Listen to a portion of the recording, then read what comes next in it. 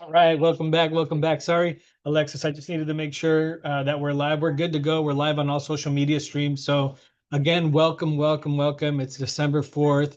Oh my God, it's almost the end of the year. I can't believe it. I was talking to the coworkers today and we're like, man, where did the year go, right? It was Super fast. here. It was here like a couple weeks ago. I felt like a couple weeks ago was the beginning of the year. Now we're at the end of the year. And I always feel like there's never really a downtime in our industry. I don't know if you can agree with me on that one, Alexis, right? Oh, absolutely. We're always up and running. There's always things changing, coming up. So we never really get to rest. And that's the simple fact that we're here today, right? Obviously, Mhm. I always like to say the last quarter of every year, it's our gear up session, our gear up quarter for the following year, right? What's changing? What's new? What do we need to implement for next year? How do we put ourselves in a position to put our clients in a better position as well, right? And I think that's just our key role as fiduciaries, right? To put our clients in the best position possible. And so I'm super excited. I'm super excited to have you here on the Zoom with us today. Again, being Thank streamed all you. over all of our social medias. So we have 11 people here on this on the Zoom right here, but we got a bunch of others logged into all of our social medias. Go ahead and let us know where you're from. Go ahead and type in the chat. I'd love to give you guys a shout out. Just from some of the people I see in the chat, there's some of my close personal clients as well too. So I'm super excited to see them here on the webinar. But I also, before we get started, I do want to introduce our very, very special guest. And we're so honored to have her here today, right? She's a wealth of knowledge. She's been with ADP for the past 5 years as a client service manager, specifically focused on providing compliance to all the clients, right? Making sure that we're doing what's right and we're doing everything that's by written in law, whatever it may be, right? But we're so excited to have you here, Alexis. I know you got some great things to go over with us about Mhm. the changes for the upcoming year. So I'm gonna leave it out to you. And then for any questions, for anyone here logging in with our lives on any of our social media platforms, by all means, go ahead and put them in the chat or the Q&A. I'm sorry, the Q&A, and we'll get to them. Right, we'll get to them. I'll see. Maybe we'll have a stop or maybe in between when I found Alexis taking a quick breath, right? Sounds But we'll good. get those questions answered for you. And again, Alexis, thank you so much for being on the Zoom with us. Okay. Of course, no, and thank you all for having me. It's truly a pleasure to be able to speak to something and about um, a topic that I'm very passionate about, right? Which is employment law, compliance, and ensuring that all our businesses have what they need to be successful, and ensure that we can mitigate anything that may come up down the line. So, thank you for that introduction. Um, so as he mentioned, please go ahead and pop up the questions. We'll be going over very specific trends that we've been seeing in the last couple of years in the HR world. And then, of course, I'll stop after each one just to allow any questions to come through. Anything's welcome, and I'll be more than happy to provide any support there. So, without further ado, let's go ahead and get started here. So, as I mentioned, today we're going to be going over just an employment law checkup. What has happened in the last couple of years, and what are some takeaways for you all as business owners to ensure that you are in compliance and that we can mitigate any potential risks, whether it be lawsuit, corrective actions, and ensure that you could do what is needed for the business in the best and most timely manner here. So today we're going to focus on six particular updates that have been happening in the US. So just to give you an overview, we're going to be going over a couple of rules and regulations that have been struck down in the last couple of years. And we're going to go over some trends that we are seeing in the HR world and developments that are up and coming, particularly those revolving with pay transparency laws and paid leave and paid sick leave regulations around all states. So let's go ahead and jump into our first topic here, which is going to be the federal court striking the Department of Labor overtime rule exemption. This has been a very prevailing topic in the HR world, as there has been some back and forth in regards to this particular item.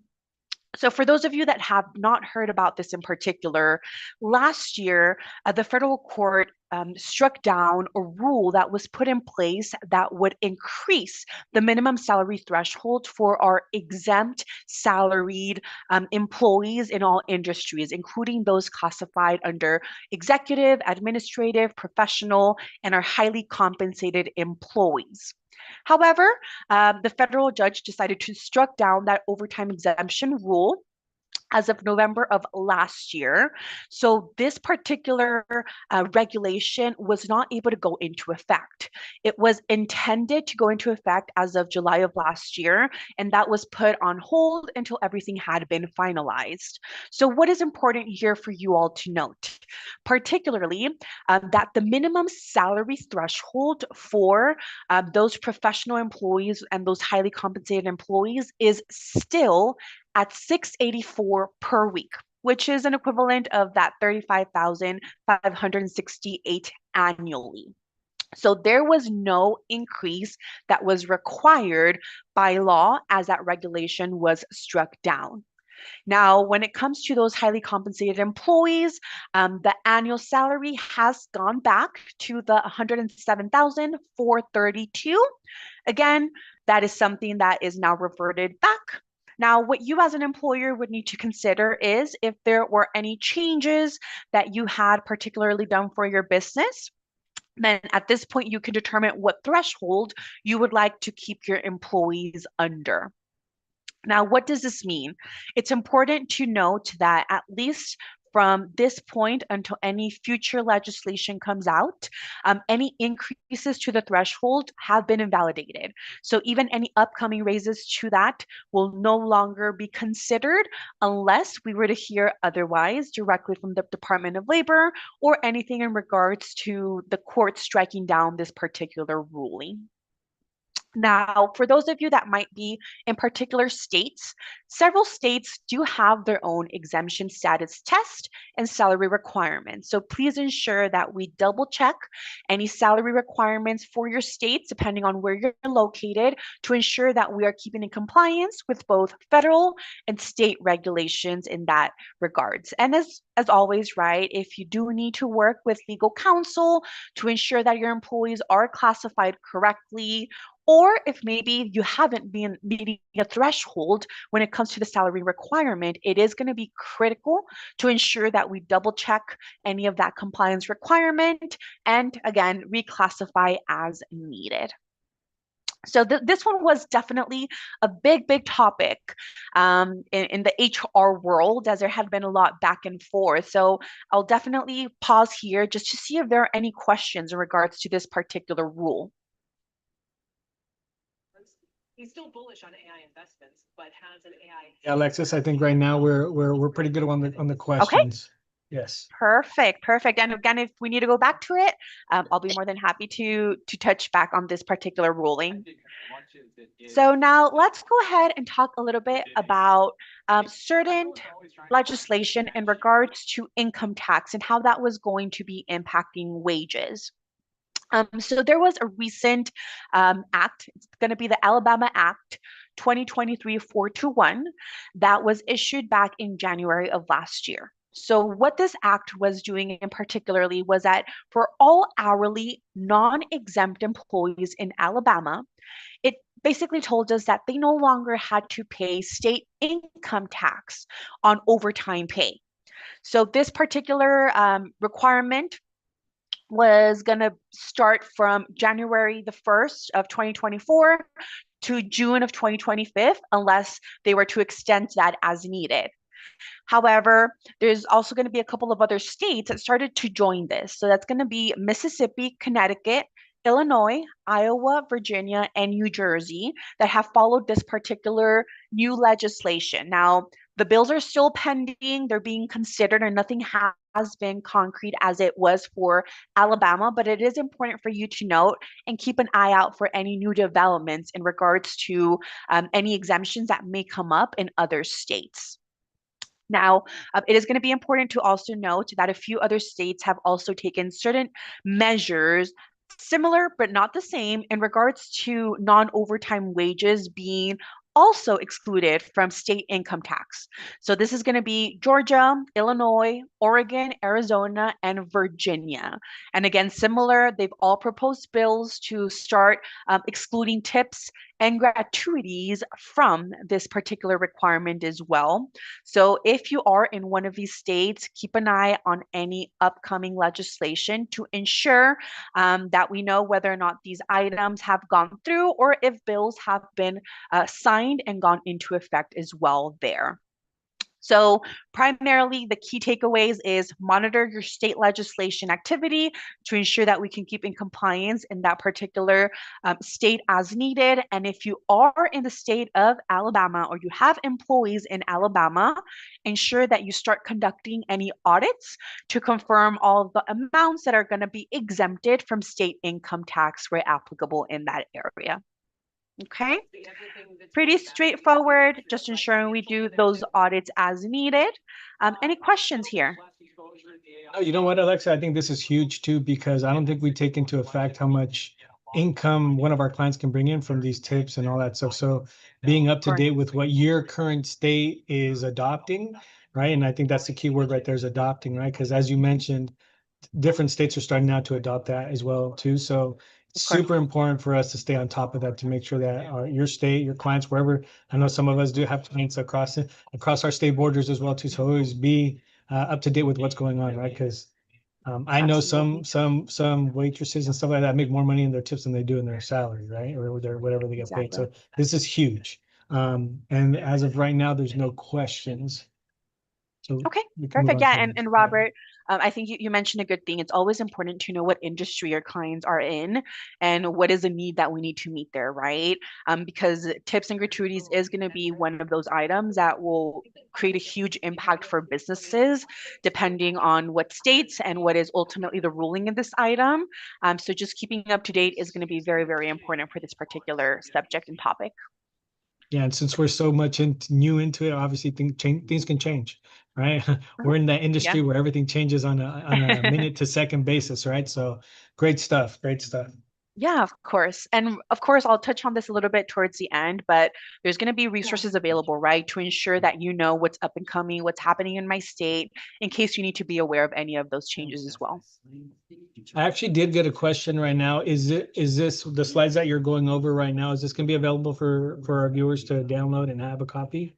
Absolutely, yes. All the slides will be shared over. It's actually going to be online already. So I will go ahead and share the link right now in case you all want to go in there and start exploring. Right on. Thank you so much. Thank you. Okay, so moving on to non-competes.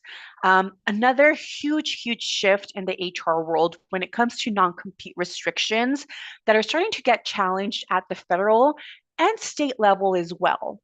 Non-competes have been part of businesses and the HR world for a very long time, but it's recently started to be a topic of conversation as to whether or not these should be implemented and allowed for businesses, or whether there should be any restrictions put in place. So April of last year, the FTC said, hey, we're going to issue a final rule that would ban all non-compete restrictions nationwide. So that means regardless of your state, the federal rule would overstep anything that was in place. And that would have gone into effect September of last year. However, right before it went into effect in August, a federal judge blocked the ruling from taking effect. So right now, that blocking is being appealed. So similar to the other legislation, it's important for us to keep an eye on how this continues to develop to see whether or not the appeal has gone through and the FTC's rule to ban these would go into effect. Now, this is going to be very important just depending on whether or not, as businesses, you have non-competes in place to ensure that if there was to be a ruling, that we can make shifts as needed. And I'll go over a couple of alternatives that, as companies, you could take into consideration just to ensure that you could still protect your company, right? Now, something that's very important to note is that even though there the FTC's ruling was currently paused, right, due to the court's ruling, there are still going to be some states that have increased their efforts to invalidate or limit the restrictions. So it is important to note that for Ohio and New York, they have already proposed bans, and those would have gone into effect February of this year. Now, those are the two newer states that have jumped onto the trend of having certain restrictions in place. However, there are already other states that already have a ban in place for non-compete. So if you are in the state or have employees in the state of California, Minnesota, North Dakota, Oklahoma, they all already have non-compete restrictions in place. So make sure that if you are in one of these states, review any type of legal documents or any type of agreements you have to ensure that you are in compliance with those as needed. Now, you might say, well, Alexis, how am I going to protect my company? What can I do, or what should I be doing to ensure that I could still protect my business confidential information? So there are going to be some alternatives that as employers you could consider. One of them being client non-solicitation restrictions, and the second one being confidentiality or non-disclosure restrictions. Now, those are similar, but not exactly the same as non-competes. It still protects any type of confidential information. So when it comes to any non-solicitation restrictions, that will basically let former employees know that even though they might be going to a competitor, it still restricts their solicitation of any clients or accounts for your business. So this would allow you to still allow them to go to a company that does similar business as yours, but they cannot take your clients or your accounts with them. And that will provide the protection that a lot of employers sometimes fear of employees going to other places that do similar type of business, so that you don't lose your clients or your accounts. Now, second is going to be those confidentiality or non-disclosure restrictions.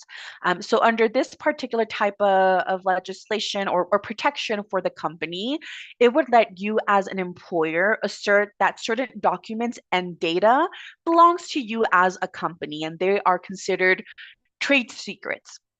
So once they go ahead and sign any type of non-disclosure agreements, that's going to strengthen your legal protection as a company in case an employee wanted to steal any of that protected data and take that elsewhere, considering all of that confidential company information. So one of them is going to protect ultimately just clients and accounts, and the other alternative is going to help with any data or confidential information that you wouldn't want to be going elsewhere.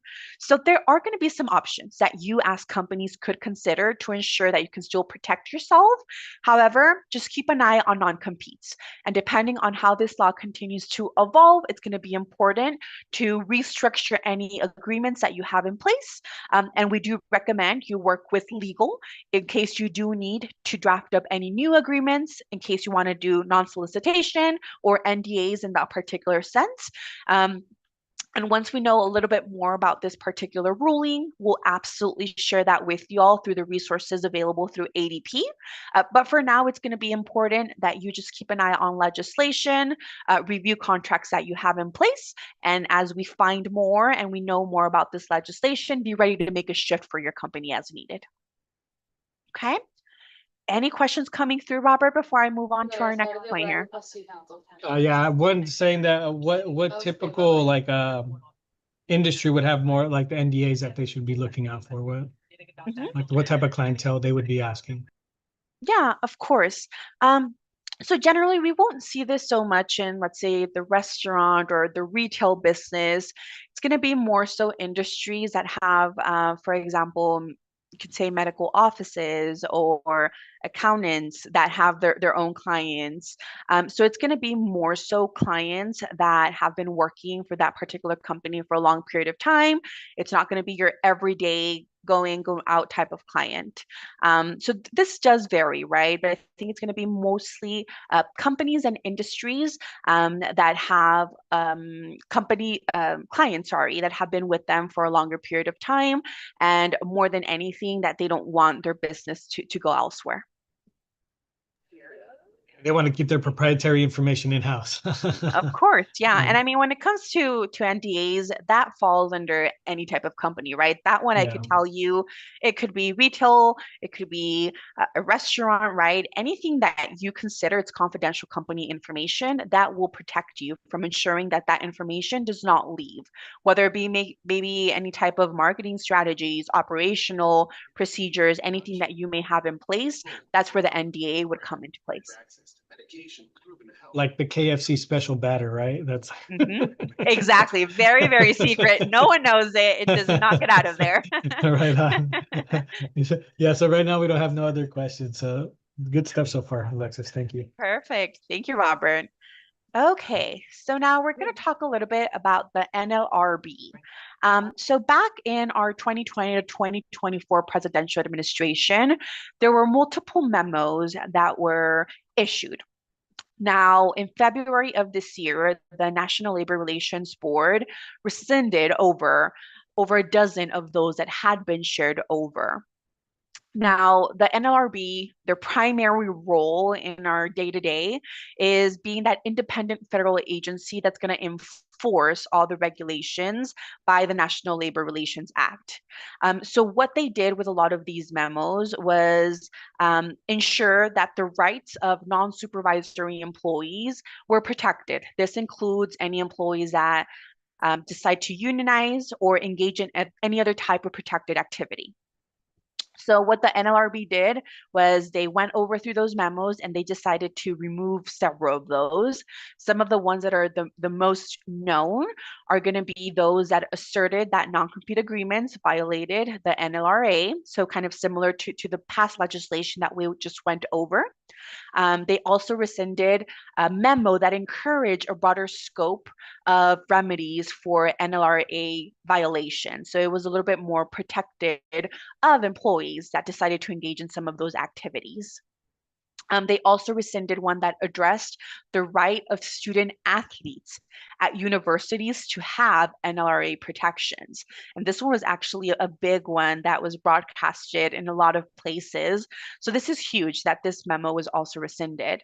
And the last one was a memo that addressed broad scope of protected considered activities under the NLRA. So they had expanded a little bit that list, and with this memo, they shorten it back to what it used to be.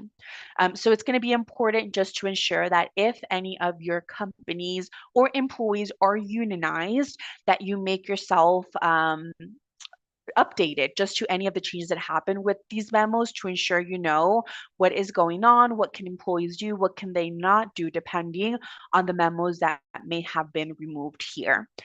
If maybe as an employer, you're not very familiar with the National Labor Relations Board, I do recommend that you go over two documents that are issued by them, one of them being the rights as an employer and the other one being the rights as an employee. That's going to outline under this particular act what are the rights and what you as an employer have a right to as well, in case you have any employees that are unionized, so you know what next steps might have to be taken in that regard. Now, anything regarding unionization or any protected concerted activity, it's always recommended that you consult with legal as needed in case you need to modify your policies to ensure that you are in compliance with any of those changes as well. Okay. Any questions here? You know what? You're so thorough, Alexis, that I don't think anyone has any questions right now. This is good. Perfect. Yeah, no, and that's what it's all about, right? HR Yeah. is, I always tell everyone, HR is its own world. So it's good information for y'all to have and know what next steps you need to take, right? Because a lot of times we'll share with you all, this is the information, but how does it apply to you or what do you need to do? So I hope that you all have the takeaways as to what needs to happen on your side to ensure that we can keep in compliance as needed. Oh, definitely. I do see the both, right? You got the information and how to apply it. So it's amazing. Now we're going to go into a big change in the HR world that has been happening for the last couple of years. But the last year and this year, we've had several states actually go into effect with pay transparency laws.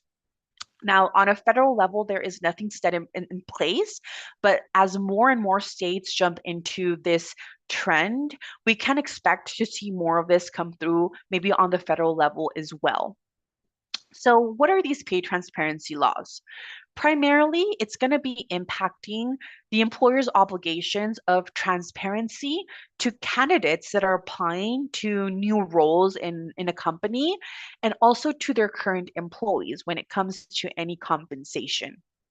Now, this is ultimately an HR initiative to ensure transparency and fair pay across all businesses and across companies individually as well. Now, ADP does have a great resource that you'll have available when we do share all this information that goes over all the new state pay transparency regulations, because since there are so many that are jumping into this particular new legislation and new requirements, it is important for you to double check your state just to ensure that we are keeping in compliance with those particular items.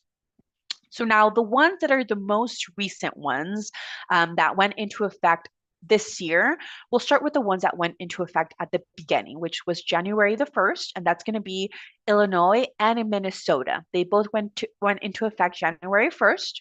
Now for Illinois, it is going to apply for employers that have 15 or more employees. So it's going to be important to also check your threshold as companies to ensure whether or not these are going to apply to you. Now, for those companies that have 15 or more employees, the regulations is going to require that the employer disclose in job postings pay scale and benefits. The pay scale can be something ranging from a range, right? Maybe it's going to be $12 to $20 per hour, just to ensure that that information would be readily available to the candidate and for them to know what can be expected from that compensation in addition to any other benefits that you all may offer here. Now, for the state of Minnesota, they are going to require this for a little bit of larger employers. So it's going to be those that have 30 or more employees in the state. Now, similar to the state of Illinois, they are also going to require student information be disclosed in job postings. But for them, specifically, it's going to be information regarding salary rates, hourly rates, or pay ranges, as well as just providing a general description of what benefits or compensation programs you as an employer may offer. So whether this may be any health insurance, retirement plans, bonus structures, it's going to be important to disclose that as part of the information that needs to be made available to candidates. Now, later on during the year, once we got to June, New Jersey jumped into this particular new HR trend. So June 1st, New Jersey also now requires employers with 10 or more employees to also disclose in their job postings hourly rates or salary ranges. And they also must, just like our other two previous states, include a general description of benefits and other compensation programs. Now, in July, we had Vermont join this as well.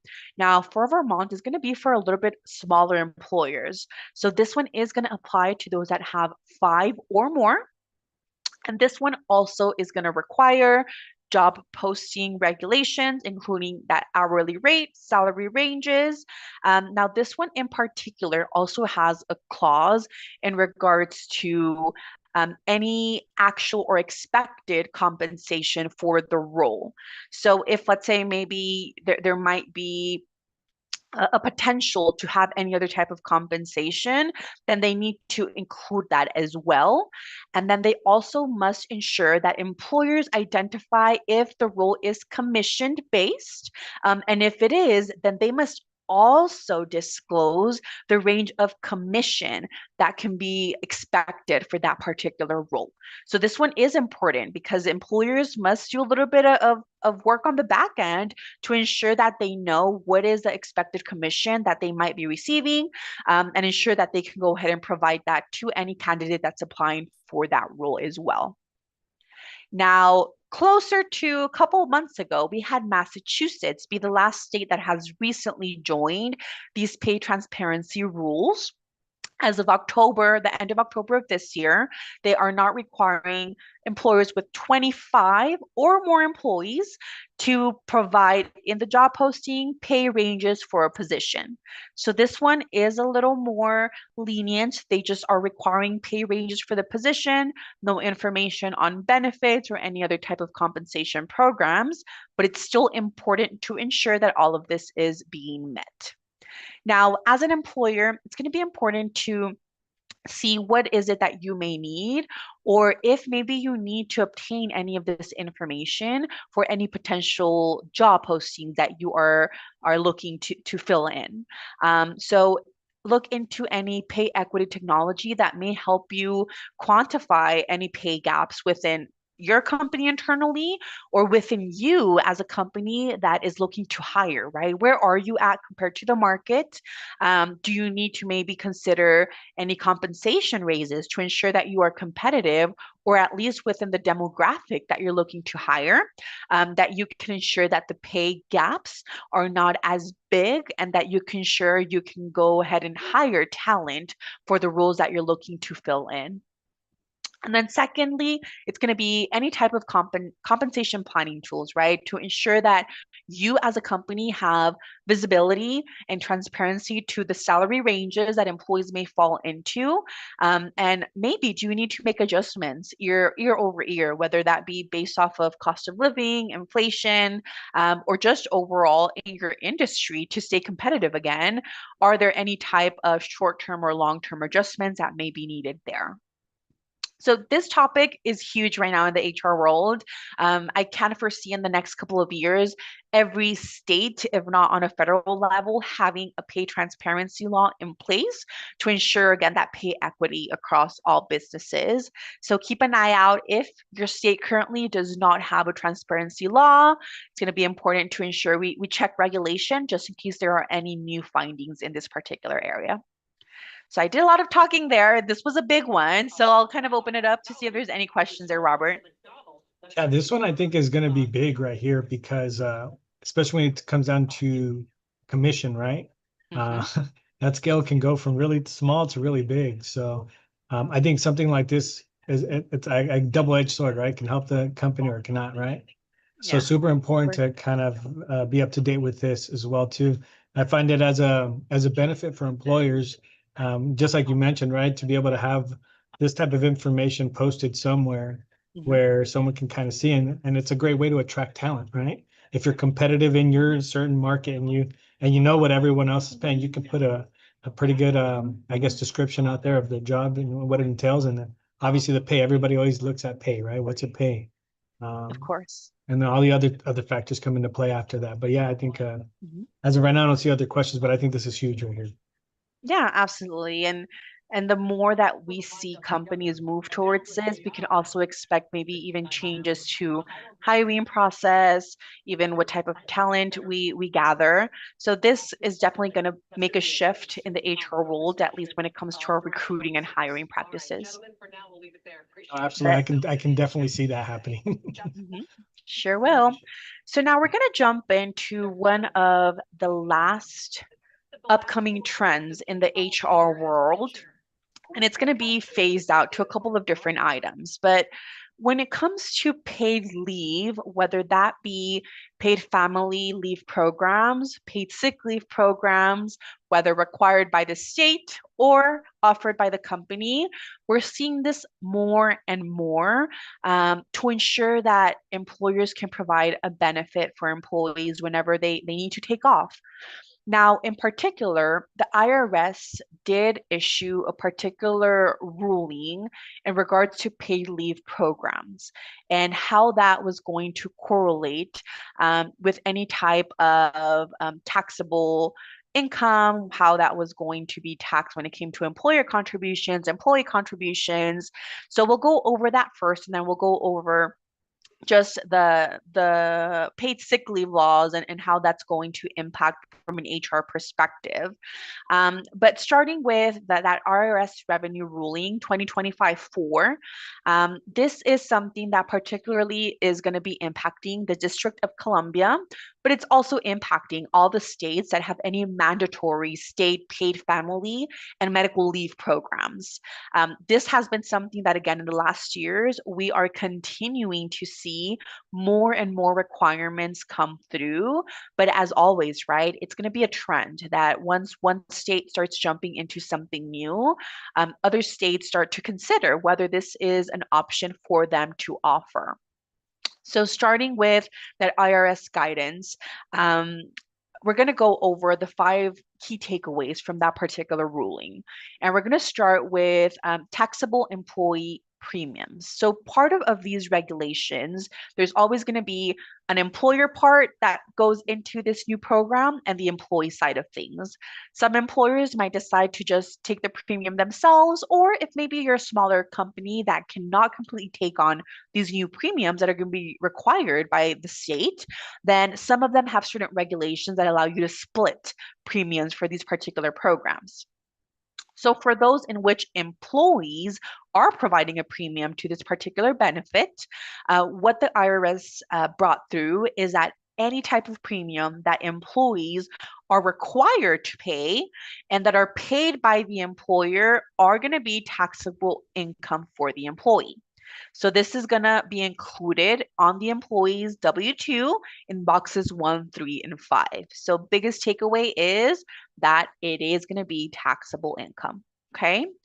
Now, for the employer's contributions, the IRS did share that the amounts that the employer is going to be required to pay for any premiums are going to be treated as state taxes and are not going to be considered taxable income for the employee. So it's important for an employer to differentiate how it's going to be impacting them from that perspective here. And because of that, right, employers do not need to report these contributions to the IRS. Now, when we're looking at family leave benefits, any benefits that are paid to employees under family leave provisions, right? Just family leave provisions, those are going to be included on the employee's federal gross income. So regardless of how those premiums were paid, as long as it falls under that category of family leave provisions.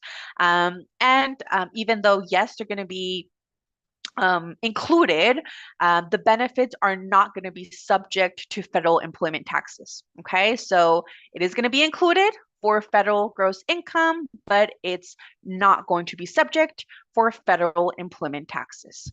So we're talking about that Social Security and Medicare. Okay. Next up is going to be the medical leave benefits. So we talked about family, now medical. This is going to be for the employee's own leave, whether it be medical, whatever it may be. Okay. So for medical leave, if the benefits are paid for the employee's own serious health condition, then the benefits are going to be treated like accident or health insurance benefits. Okay, so the tax treatment is going to depend on the split of the premium payments between the employer and the employee. So it's just going to depend on what is decided amongst the employee and the employer. So ensure that you know what is going to be the amount that you'll be paying as an employer, or if you even want to have employees provide any portion of those premiums. And important to note that employees must include any benefits that are going to be attributable to the employer's contribution in their federal gross income, and then benefits that are attributed to the employee's contributions or any type of voluntary employer payments of the employee share are going to be excluded from the federal gross income. And last but not least, this is going to be a new big one to ensure that employees can do any reporting on their side come filing season, is that now states that are going to be paying benefits to employees must provide all employees with the IRS Form 1099 to report any payouts.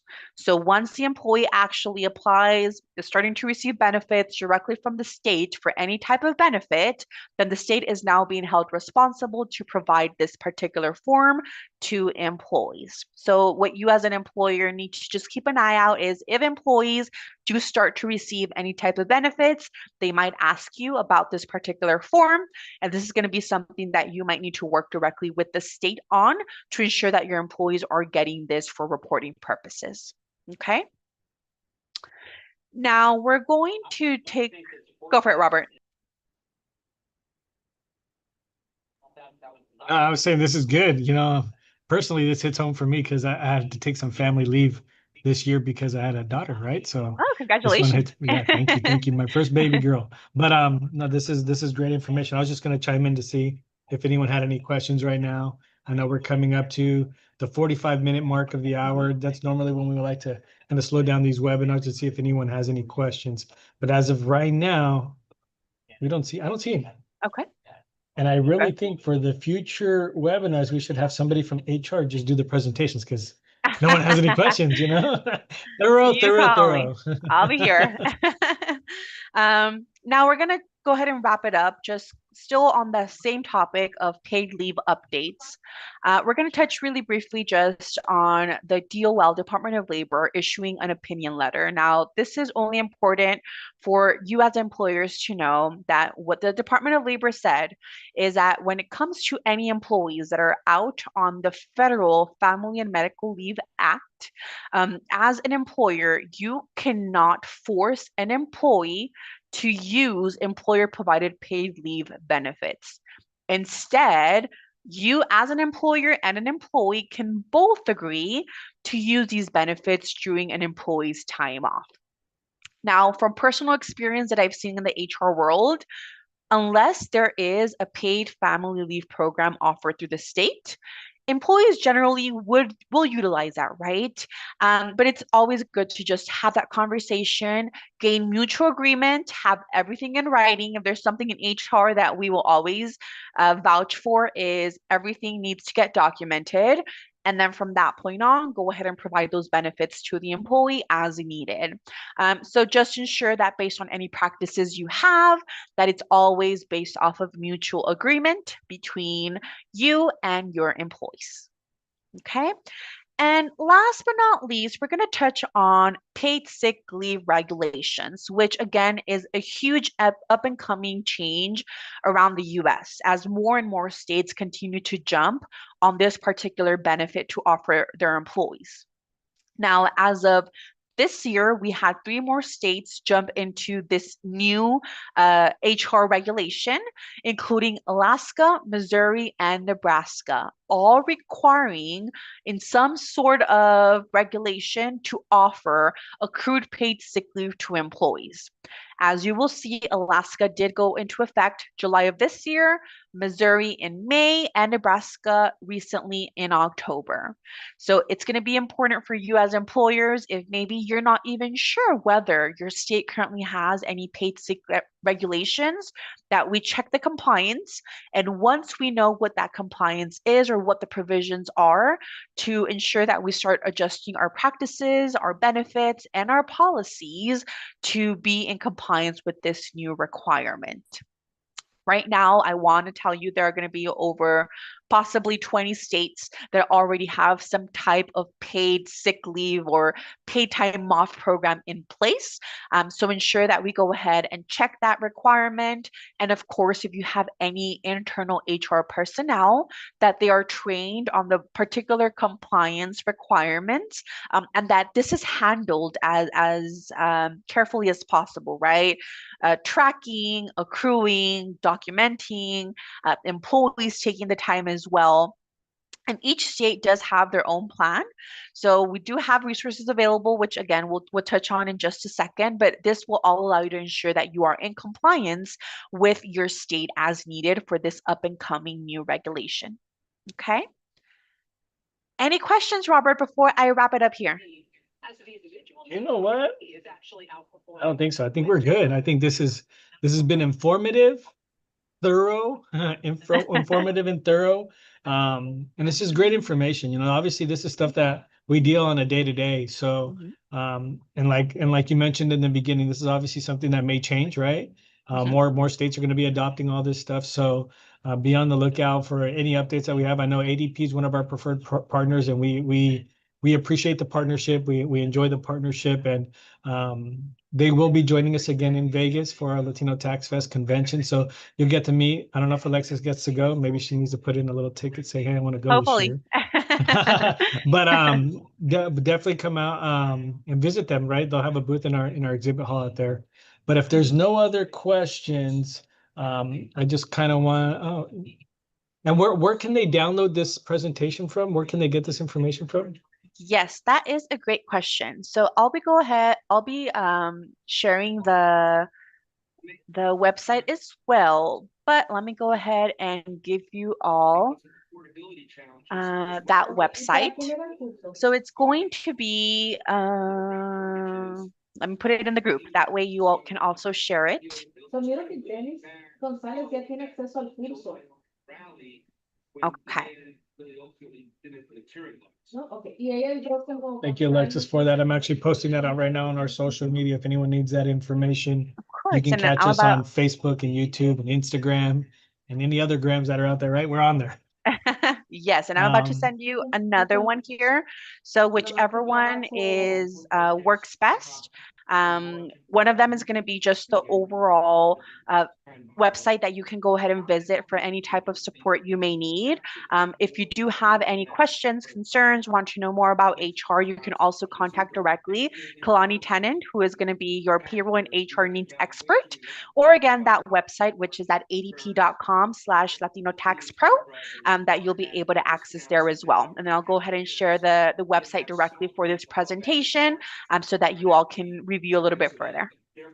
Awesome. Well, again, thank you so much, Alexis, for your time today, your expertise, right? It's a greatly appreciated today.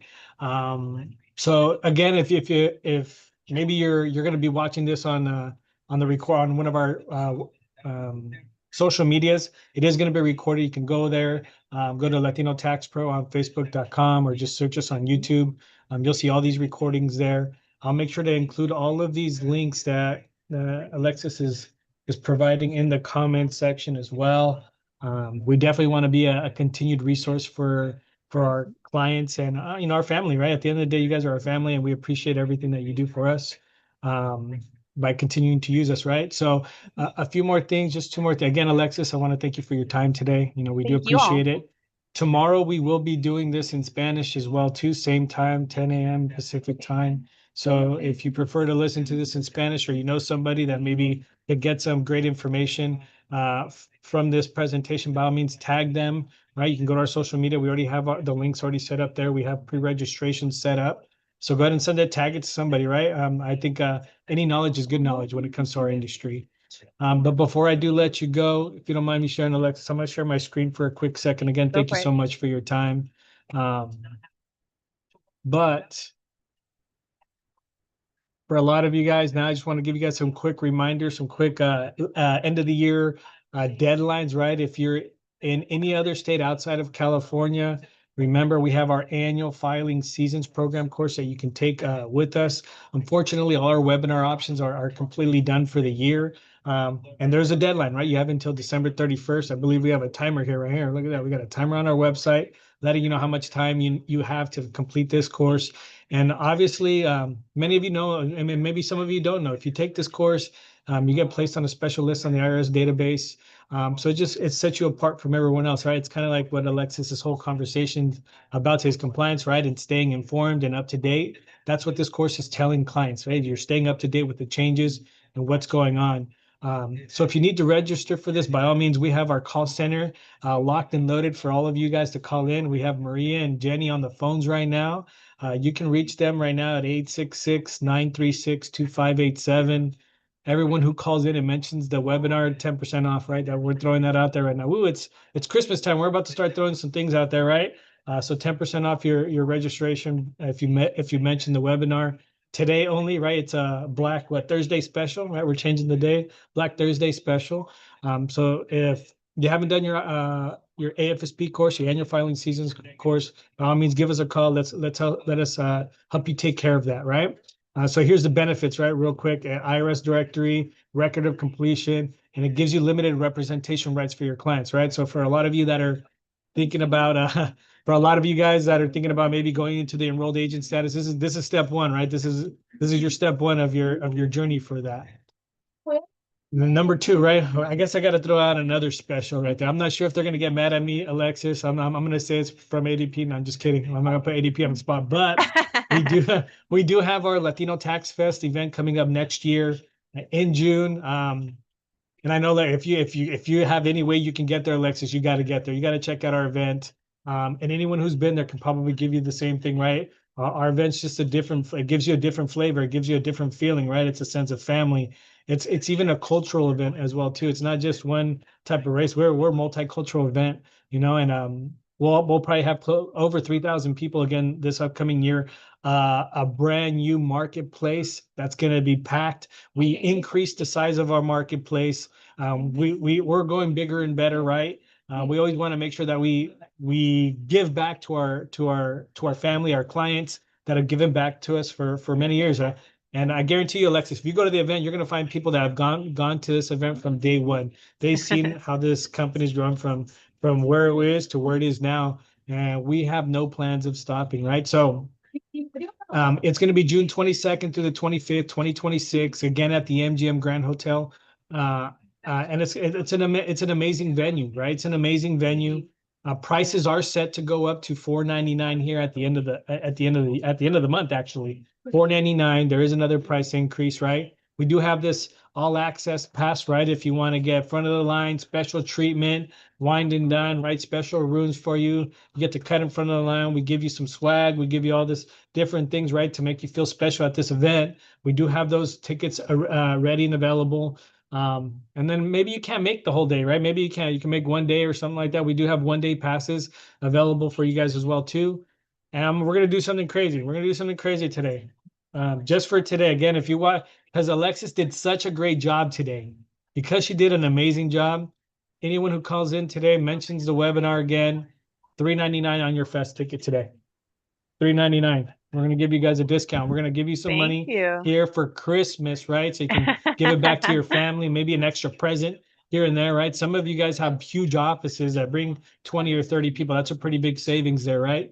So again, I'm going to give you that number, right? We got Jenny and Maria. They're already taking calls. I don't know if you can hear them on my back, but they're already getting calls in. 866-936-2587. Give us a call. Again, we'll be here tomorrow, same time, just different language. But we appreciate you. We appreciate you guys. Thank you for logging in and giving us your hour today, right? I really believe that the most precious thing you can give anybody is time, and we appreciate you putting faith in us to give you the right information. So same time tomorrow, we'll see you, family. And have a great day. Alexis, again, thank you so much. Have a blessed day No, and thank have you all. happy holidays. I will see you all tomorrow. Sounds good. Thank you. Bye. Bye-bye. Well,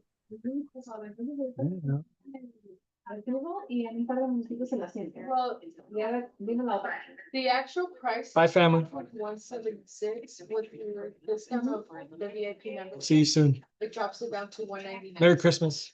Happy New Year. Yeah.